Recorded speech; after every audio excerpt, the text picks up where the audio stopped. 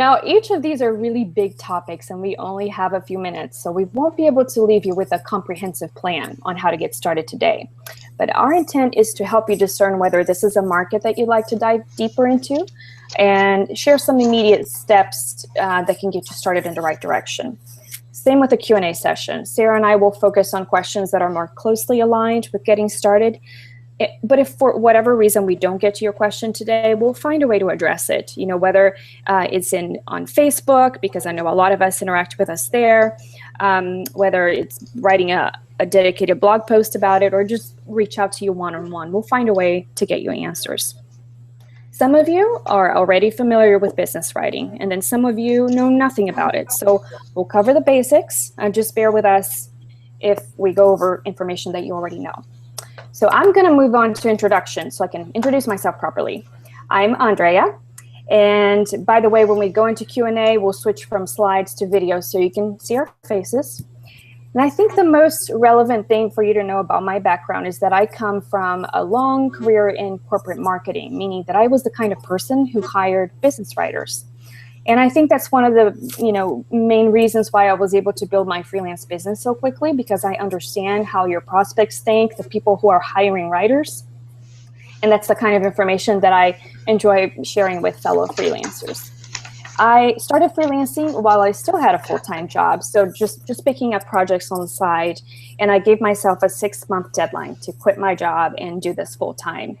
This isn't a timeline that works for everyone, but it's certainly doable. Sarah, why don't you jump in and introduce yourself?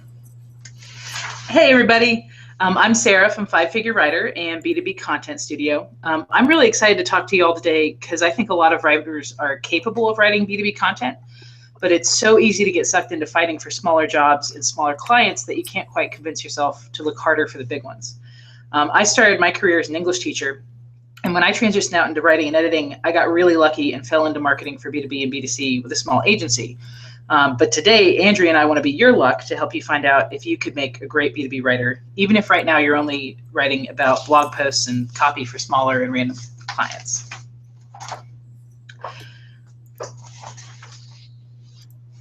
So let's get started. What is B2B content?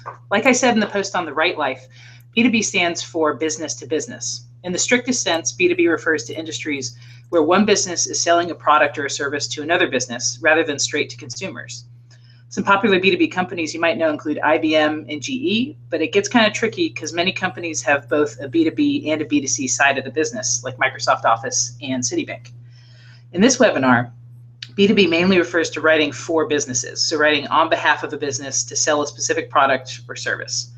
In all cases, B2B content and copywriting is trying to sell or educate or build a relationship between a business and its customers. It's not usually for entertainment, though there are exceptions, and it's always focused on specific topics and specific audiences. The main point with all of that is that B2B content is not about you. It's about the business and its customers. So if you want to focus on building your own audience, other kinds of writing like book writing, personal blogging, poetry, and to some extent journalism can be profitable, but there's almost always a direct opposite of writing, or that's almost the direct opposite of writing for a business. If that's more your comfort level, I've shared some blogs here like Make a Living Writing that really focus on developing your own writing within those areas. But for B2B writing, it's best to get it into your head that you're there to focus on business problems and how a business's product or service serves its customer. If you can really get into that mode, you'll find that you're a valuable asset to a business that hires you to write its B2B content. And as Andrea is about to show you, there are plenty of businesses that want to do just that. So why B2B? It's Andrea again. Put simply, I know of no other writing market that pays better. My journalism friends might make $150 to $250 for a story that they had to put considerable research into, as all reporters do, and I might make $1,000 for a comparable piece that took me far less time and effort to write for a business client because I don't have to interview as many people. I don't have to show all sides of a story like reporters do, and it pays far more. It's not even close. The other day, David, one of the writers that I often interact with on Facebook, in fact, I think David's with us here today, shared an article where a journalist called Jacob Silverman, who wrote for big national publications, And he made $150 writing stories for The Atlantic. And then the same publication approached him to write for advertisers. That's business content or marketing content, sometimes called sponsored content. And he got paid $2,000 for that kind of story. So that was a really dramatic example. You know, it's the same publication, it's the same writer. They paid him $150 for journalistic content and $2,000 for business content. I think what the story that he wrote, the first one that earned him $2,000, was an article about IBM's new computer or something like that. Now, let me tell you why that is and why B2B, business to business, or even B2c, business to customer marketing pays so well. There have been 3 big shifts in the world of marketing and business in general in the last few years.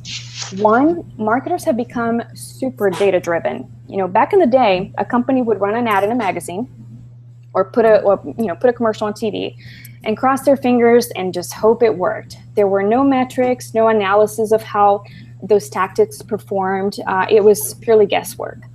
And now, marketing-savvy companies track everything. They analyze how the audience responds to each marketing tactic, and this allows them to pull the plug on things that are a waste of money and then redirect their dollars into what's working. And I'll tell you in a minute why this matters to you. Another big change, consumer behavior has changed. You know, we hardly ever buy something just because we saw it on a poster or in a magazine anymore. We typically go online, we check our options, we read about how other people use that product or service. What is their experience like? What are some best practices? We might watch some entertaining videos about it or how-to videos before we hand over our credit cards. Now, when you put all of these together, and you can move on to the next slide, Sarah. When you put all of this together, you know, the shift in the data-driven marketing and the consumer behavior, the data across the industry is super clear that the type of marketing that works best and in fact outperforms all other forms of marketing is content marketing. In fact, per dollar spent, content marketing generates 300 more leads for businesses than traditional marketing. And that's why marketers are drooling at the thought of having quality content and devoting healthy chunks of their budgets to that. Now, let me clarify this whole content business a bit more. When you go on a website, even when you visited my website or Sarah's website or any website, and you gave them your contact information, you didn't do that just because you enjoy handing out your email address to businesses. You did it because there was some value-packed content that you wanted to get to on the other side of that registration form. Maybe it was a how-to guide, a recipe book, a checklist, steps to achieve something. It was something that was so helpful, so compelling that you felt good about sharing your contact info and letting that business keep in touch with you. And so I don't know if you realize this, but you are trading your contact info for a lot of business content today. And you will continue to do it because that content is valuable. So that's why businesses really want to have a stream of quality content available for their website so they can, you know, attract those customers and cultivate a relationship and stay in front of them and keep in touch with them. Some of the relevant stats about the industry. There we go. 9 in 10 business organizations market with content today. Those companies average about 13 content tactics. They can be articles, blog posts, infographics, guides, videos, white papers, case studies, and so on. 76% of marketers report that they will produce more content this year, and 51% say that they are going to increase their spend on content in the next 12 months. 60% say that producing engaging content is their #1 challenge. Having come from that world and working in marketing departments, I can tell you that they're generally really great at strategy and analysis, but they suck at writing. Or, you know, if they have a writer in-house, which a lot of them don't, that person is overwhelmed and can't produce enough content fast enough. By the way, these stats came from a study that the Content Marketing Institute performs each year. And if any of you is interested, I'll be glad to send out links to those reports. Sarah, why don't you jump back and tell us about B2B and B2c? Sure. Yeah, that's awesome. Thank you. So here we are. We're trying to wrap our heads around B2B content so we can tap into this new need that businesses have. So let's start with the similarities. B2C and B2B content are both copywriting and content writing. But the difference is what you talk about, how you talk about it, and who you're talking to. For example, B2C, which that should be business to consumer, not community, might look something like Chipotle sending texts out about getting free burritos, or Microsoft writing a white paper about how you can use Office 365 for your family vacation. In both of these examples, you're thinking about what a customer wants and what the product or service you're writing about can do for that individual. It can make their life better, help them make more money, avoid risk, have fun, all that stuff. B2B writing, on the other hand, looks at how a business can use its product to run a better business. So using the same types of content, like white papers and blog posts, a B2B project might look something like Microsoft writing a white paper about how real estate agencies can use Office 365 to help its realtors and office managers go mobile. Or it could look like a data analytics agency writing a website to attract more government agency clients with targeted case studies. So as you can see, a good writer could do all 4 of these projects, both B2B and B2C. But the B2B projects are a little heftier, and they require a little more critical thinking about how businesses work rather than how individuals like you and me might make decisions about lunch. In my experience, I found that the heft pays off. So both of these B2B examples are projects I've taken on the past month at an equivalent rate of at least $150 an hour. Now, the caveat there is that I don't charge by the hour, but I'll write more about that in the homework you'll get after the webinar. B2B content can be tricky to wrap your head around at first, so if you want some more examples, just Google B2B content examples, and a great post by HubSpot pops up, and a lot of others. Okay, if all this sounds good, you're going to want to hear what Andrea has to say about getting started in B2B copywriting. Andrea? Alrighty. So getting started, I'm going to cover 3 things: your portfolio, your niche, and what was it? Prospecting. So your portfolio. Get a basic portfolio up on the web somewhere if you don't already have one. This doesn't have to be hard. It doesn't have to be have a whole bunch of pieces. Just a handful of samples that you're proud of is sufficient. Now, I can't dive too deep into the portfolio topic right now, but let me tackle a couple of frequently asked questions. 1, where do you get your work samples when you have no experience? And I want to offer you 3 suggestions. 1, excuse me for a moment, I'm going to cough. Alrighty. 1, think about past jobs and assignments. Maybe you do have some experience, but you're not thinking of it that way because you didn't get paid for it. But maybe in a previous job or in a volunteer assignment, you wrote a brochure, you wrote an article, or you wrote content for the website or an ad. So search your memory for those things. And you can certainly, if those are pieces that you'd still be proud to present to a prospect, you can certainly use them. Another option is to simply make something up. Designers do this all the time. You know, when they're starting out in their careers, they might just mock up a logo, design a logo just to showcase their illustration abilities, even if they didn't get paid for that. So you can do that too. You can, think about a product or a service or a company that you'd want to write for, and you just mock up a piece for them. Or you can do the same thing, just picking a nonprofit that you like and offering them content. Now, this next option, I want you to listen carefully because I don't want you to misunderstand.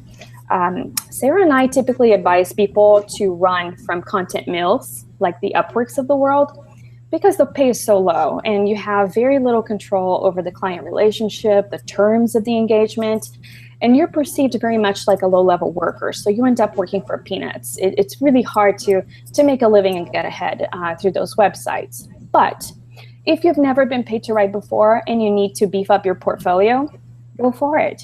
Take a handful of paid assignments from those websites.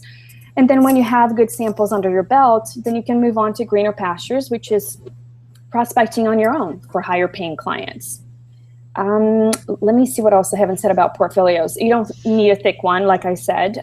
In fact, it's really hard for a prospect to consume. In the old days, you carried around a big old fat book of samples, and nobody can consume that much content. Prospects just end up jumping around and they only read a couple of pieces anyway. So a handful of samples is just fine. And I also want to point out that the way you write your website, the way you draw visitors into your homepage, then your about page, and the way you communicate the value that your writing delivers,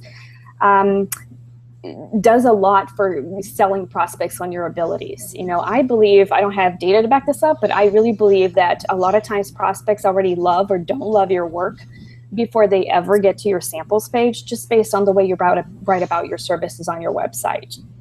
You can set up a simple website on WordPress. There are plenty of products and services out there to help you set up a website. Or if you need something in a pinch, like I need something up in 30 minutes, you can go to Contently, and they let you set up a free portfolio, and it's fairly easy to do. Let's move on to niche. Let's talk about that.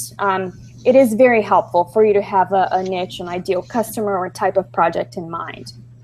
This helps you out because it helps you really focus your efforts and your messaging. It saves you time. I just lost my train of thought.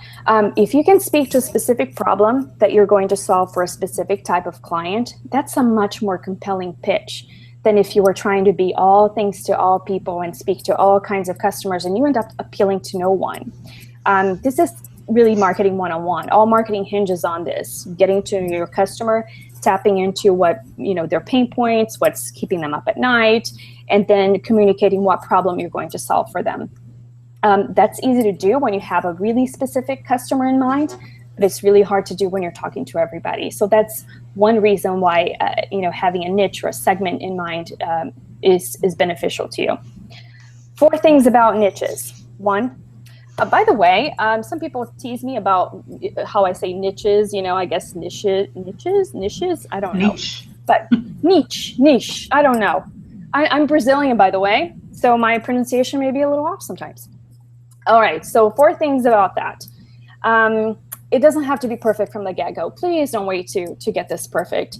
A lot of us start out with kind of a broad, hazy idea of what target segments we want to go after, and then we just refine it as we go. We learn along the way that we love this kind of work, we hate this kind of work, we love this kind of client, or this works better for us, and then we just naturally refine our focus along the way. As you consider who you're going to target, I want you to think about your background. Did you come from finance? Did you come from healthcare? Did you enjoy that kind of work? Then if so, it makes a lot of sense for you to leverage that knowledge and that familiarity with the industry and with their vocabulary, with the lingo, and just go after those types of clients. Also think about your hobbies. A friend of mine has had some health issues all her life, so she's had to learn a lot about nutrition to keep herself healthy. So it was a no-brainer for her to target the health market. Think about clients or projects that you would love to work with or that you would hate to work with and exclude those altogether. And your niche doesn't have to be an industry. It can be a type of content. Like some people specialize in white papers. Some people specialize in sales content or website content or landing pages or blog posts. So you can certainly just, pick that. Sarah and I really enjoy long form content. Those are the longer pieces, the white papers, the case studies.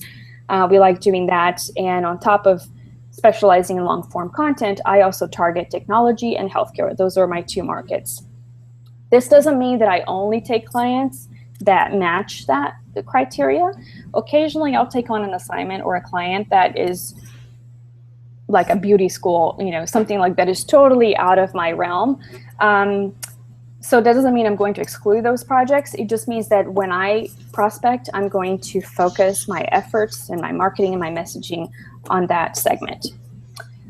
Okay, let's talk about prospecting. Make prospecting a habit. This means looking for your own clients instead of going to job boards and content mills. And now I know that some of you get all twitchy and nervous about having to sell your services, especially, most of us are introverts. We don't like that kind of thing. But I promise you, this doesn't have to be scary. It doesn't have to be high pressure. I have never in my life picked up the phone to cold call a prospect, although that works just fine for some writers. But I do all of my prospecting through email. And the only time I get on the phone is if a prospect says, I'm interested, call me, let's talk about this. Someday we'll do a whole webinar on prospecting, but for now I'll share some highlights of what's worked best for me. I only focus on prospects that are hungry for good content and they have money to spend on it. I waste no time on prospects that I have to educate on how content can benefit. They don't know nothing about content marketing. And then I have to drive their interest. And then I find out they have no money for it. I just want the hungry ones who already get it, they want it, and they have money to spend on it now. So how do I know who those people are? Some criteria that I look for, LinkedIn being my favorite tool, is their title. Do they have the title of marketing manager, marketing director, content manager, content strategist, content something? Do they have a leadership position in a marketing agency? If so, the chances are that they already know those stats that I shared with you earlier. They already get it. They already buy into the fact that they need good content. Another good sign is they already have content on their website. They have a blog, they have white papers, they have something for you to download. Maybe they're active on social media. This tells me that they see value in content, but chances are pretty decent that they're overwhelmed and they can't produce it fast enough. I know this because clients tell me this all the time. Survey data tells us this all the time. And I've been one of those people. Even being a writer myself and loving to write, I had very little time in my marketing job to devote to writing because my bosses they wanted me to go to meetings. They wanted me to do strategy. They wanted me to do data analysis. And I had very little time to write, which is one reason why I quit the job. I mentioned marketing agencies. Those are another favorite target of mine. They work with tons of freelancers. Their clients are clamoring for content, and very few of them can manage all of that writing in-house. I've noticed a trend that with marketing agencies or ad agencies, their in-house staff is shrinking, and they're hiring more and more freelancers to build their team. Plus, their need is ongoing. So if they like working with you, they like your writing, chances are pretty good that they'll send you work on a consistent basis. All right, so I've exceeded my time, so I'm going to shut up now and bring Sarah back. Okay, so in just a minute, we're going to switch to video and gaze deeply into your eyes to answer your questions about getting into B2B content. We have a few questions in the hopper from the Right Life blog post and our online communities that we can answer if nothing new comes up. But if you do have a question, feel free to pull up the chat wing box and type it in. If we run out of time, like Andrea said, if we can't get to your question, do not worry. We're going to use these questions for future blog posts and email topics and maybe even another webinar. So ask away and we'll do our best to get you a response really soon.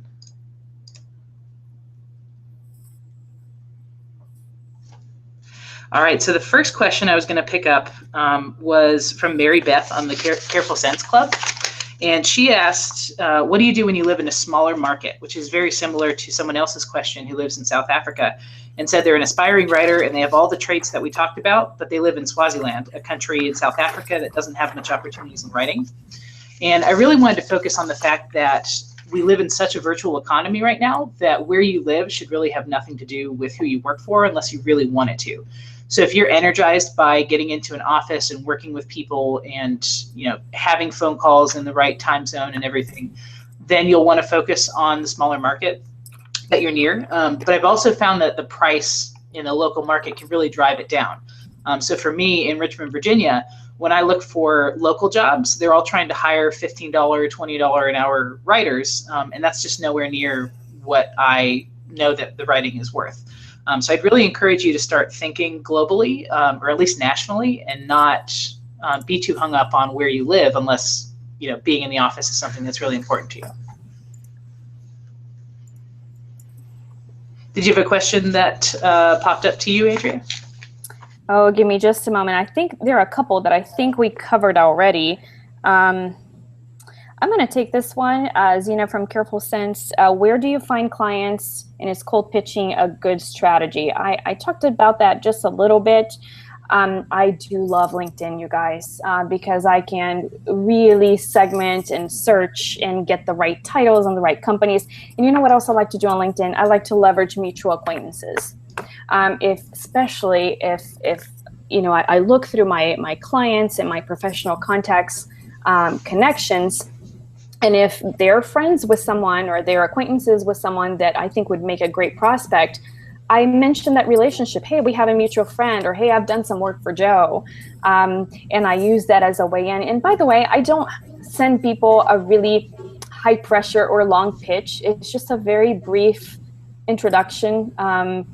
And here's what I do. I've worked with Joe.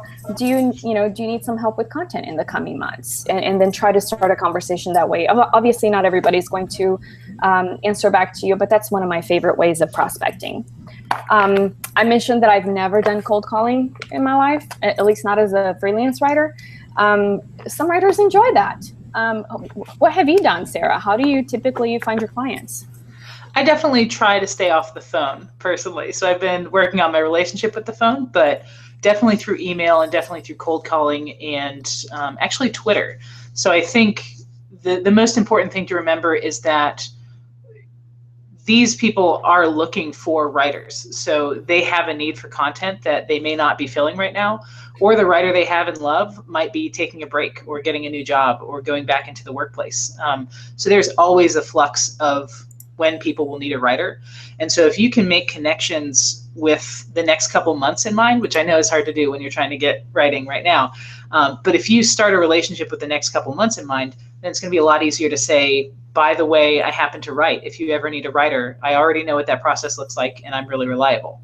So I've had many emails that I sent out maybe in November or December of last year, and only now people are emailing me back to say, hey, the project's kind of important to us again. Can we get started? Or do you have time to talk about this? I know we connected a while ago, but I forgot what you said.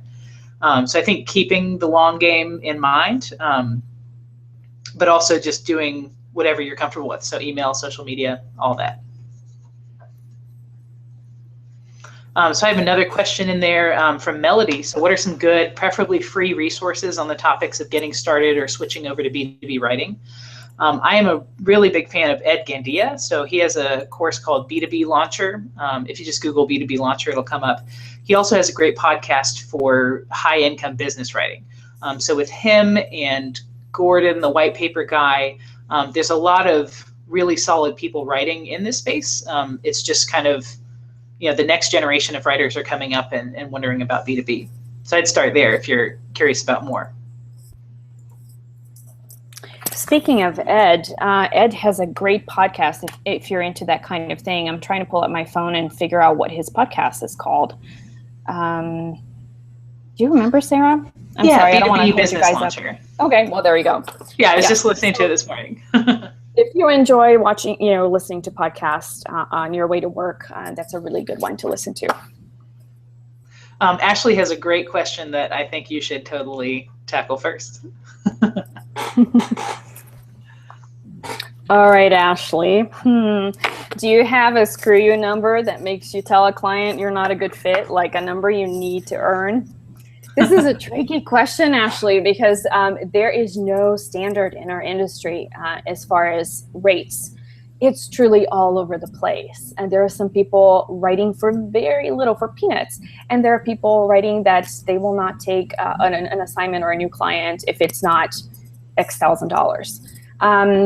I think what I've seen around town here with the writers that I know personally, $75 an hour tends to be a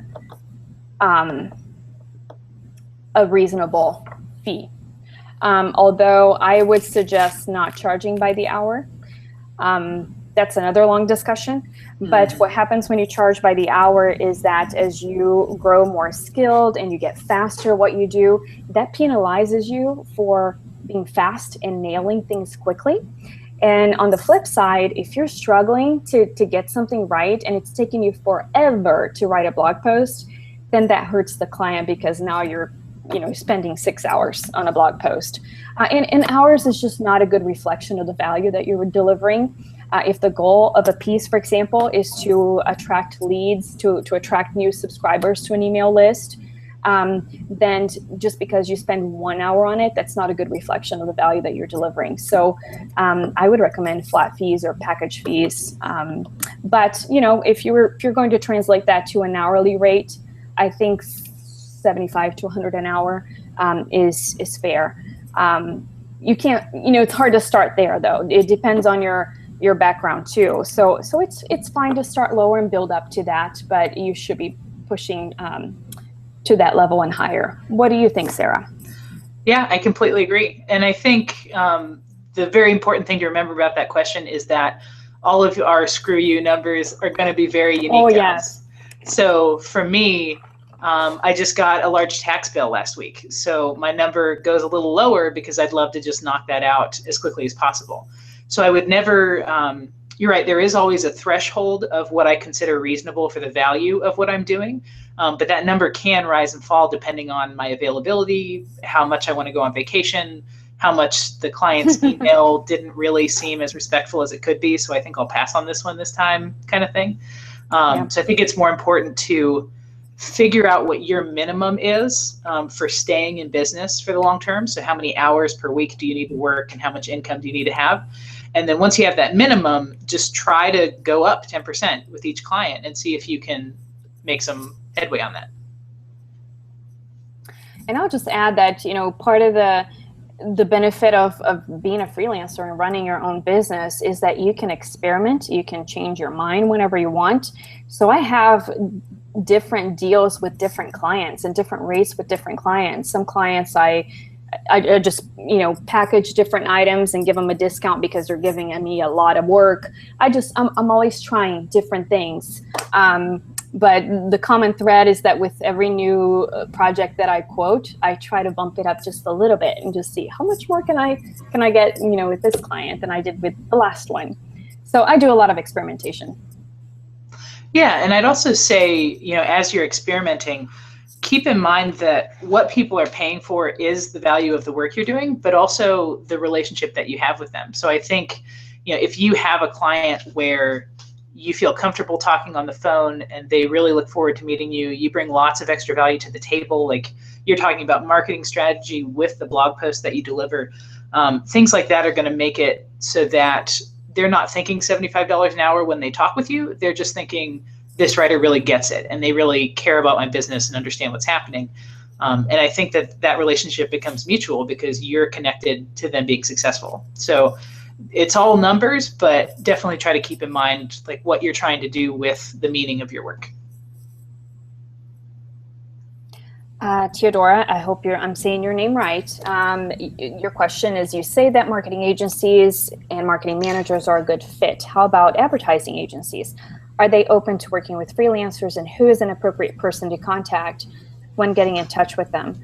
I lump marketing agencies with advertising agencies. I think today, not a lot of agencies call themselves advertising agencies anymore because they have grown to include online marketing and different kinds of things. So I think they all just call themselves marketing agencies or even digital agencies.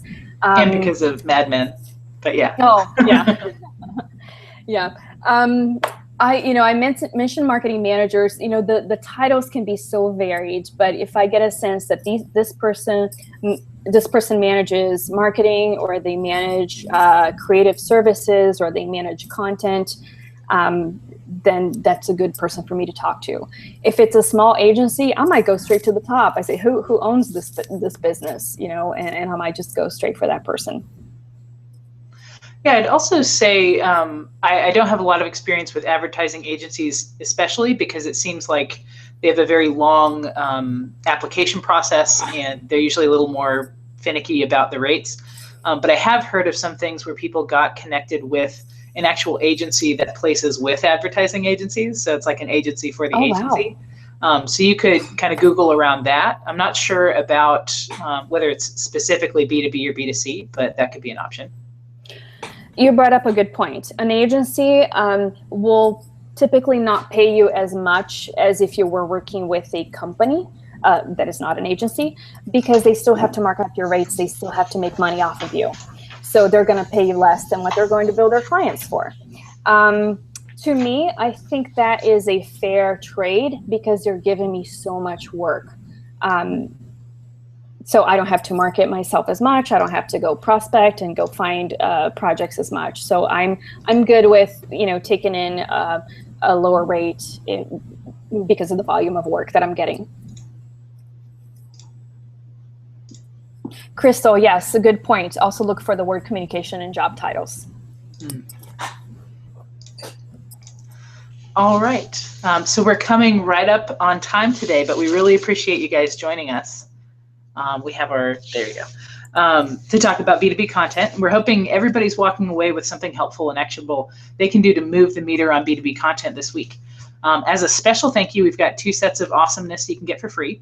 So when we release the replay of the webinar, subscribers on my list for B2B content are going to get a PDF summary of everything and a homework assignment that'll help you have a checklist and details about exactly what Andrea and I would do if we were in your shoes and wanted to break into B2B again today. Subscribers to Andrea's list get a deeper dive with more details about B2B content and a list of articles and resources from her. So if you have time now, go ahead and sign up for both lists to make sure you get all of that stuff. Until then, here's our contact info and other helpful projects we've got going on, and we can't wait to see you again next time.